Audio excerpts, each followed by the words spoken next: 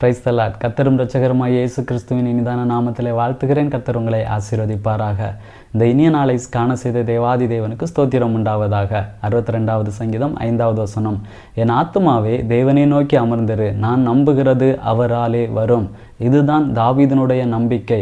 இதே அதிகாரத்தில் 1வது வசனத்தில் வாசிக்கும் பொழுது தாவீது சொல்கிறார், தேவனையே நோக்கி என் ஆத்துமா அமர்ந்திருக்கிறது என்று. ஆனால் இங்கே வாசிக்கும் பொழுது, என் ஆத்துமாவே தேவனையே நோக்கி அமர்ந்திரு, நீ தேவனுக்கே காத்திரு, நான் நம்புகிறது அவராலே தான் ஆகும்.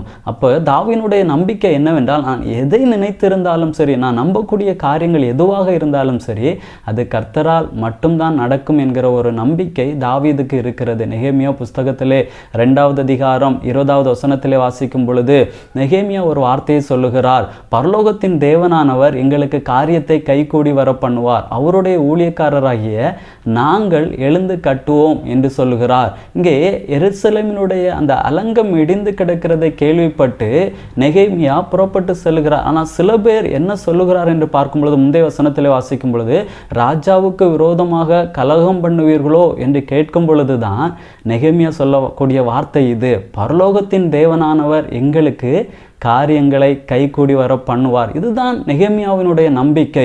ஆனால் அதே புத்தகத்தில் வாசிக்கும் பொழுது அந்த நெகேமியானுடைய நம்பிக்கையை கர்த்தர் கனப்படுத்துகிறார், காரியங்களை கைகூடி வர பண்ணுகிறதை நாம் பார்க்க முடிகிறது.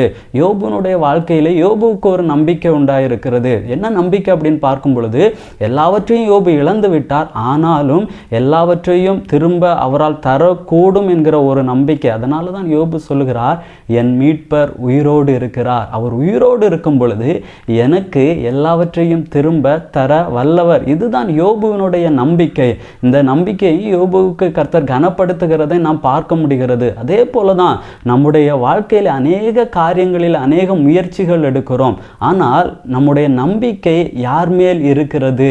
சில பேர் சில உதவிகள் செய்யும் பொழுது நம்முடைய நம்பிக்கை அவர்களை சார்ந்து கொண்டிருக்கிறதா, அல்லது என்னுடைய நம்பிக்கை கர்த்தரை மட்டும்தான் நம்பிக்கொண்டிருக்கிறதா என்பதை நாம் யோசித்து பார்க்க வேண்டும்.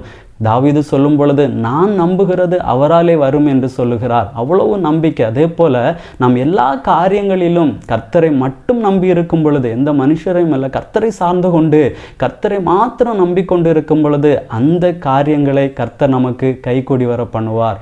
ஜபிக்கலாமா? நல்ல தகப்பனே, உம்மை நன்றியோடு உம்மை துதிக்கிறோம், உம்மை ஸ்தோத்தரிக்கிறோம் அப்பா. தாவீதை போல நான் நம்புகிறது அவராலே வரும் என்கிற ஒரு நம்பிக்கையோடு உம்முடைய சமூகத்தில் காத்திருந்து அதை பெற்றுக்கொள்ள கர்த்தர் எங்களுக்கு நல்ல கிருபைகளை தந்தருளும்படியாய் ஜெபிக்கிறோம். உம்முடைய நாமத்தை மகிமைப்படுத்துவீராக. இயேசுவின் நாமத்தினால் ஜெபிக்கிறோம் நல்ல பிதாவே, ஆமேன். God bless you.